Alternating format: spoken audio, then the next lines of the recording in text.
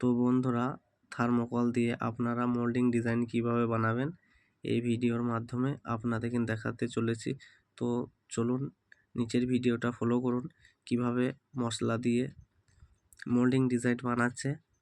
তাই আমরা এই ভিডিওর মাধ্যমে আপনাদেরকে দেখাতে চলেছি থার্মোকল দিয়ে আপনারা হুবহু এইরকম same to same moulding design বানাতে পারবেন। তো চলুন, প্রথমত আমাদের কি করে নিতে হবে, এই যে দেখতে পাচ্ছেন আমাদের একটা 5 ইঞ্চি শোলা কেটে নিতে হবে, তারপরে 2.5 ইঞ্চি একটা মার্কিং করে নিতে হবে।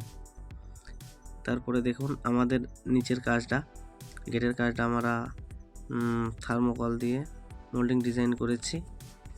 কত সুন্দর হয়েছে অবশ্যই কমেন্টে জানাবেন। তো চলুন ভিডিওটা দেখুন। তারপরে এইরকম একটা পাতি নিয়ে নেবেন আপনারা। তারপরে এই যে পাটা আছে, পাটাটা সামনের দিকে 1 ইঞ্চি ক্লিয়ার রাখবেন। সামনেটা 1 ইঞ্চি, এই যে হাত দেখাচ্ছি, হাতের দিকে 1 ইঞ্চি ক্লিয়ার রাখবেন। আর এই যে পাতিটা রাখা আছে, পাতিটা ওইখানে মেপে নেবেন 2.5 ইঞ্চি।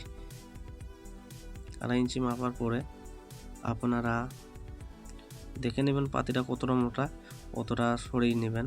তারপরে প্রথম করতে হবে আপনাদের এই যে এই কাজটা, ব্লেডটা এরকম একটু বেঁকিয়ে নিতে হবে, সেম এই যে এইরকম।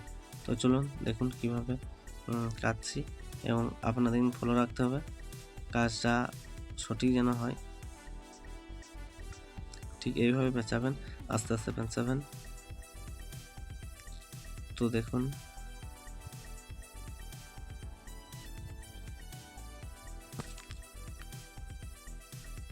এই যে আমরা কাটিং হয়ে গেছে, এই যে এরকম হবে।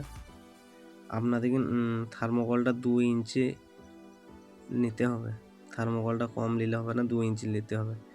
ওই যে আমরা গেটে করেছি এটা ডাবল থার্মোকল দিয়েছি 1.5 ইঞ্চি করে 3 ইঞ্চি। তো যারা ডাবল থার্মোকল দিয়ে দেখতে চান আমাদের পরের ভিডিওটা আছে, তারা দেখতে পারেন। অবশ্যই ভালো লাগলে লাইক করে দেবেন। ধন্যবাদ।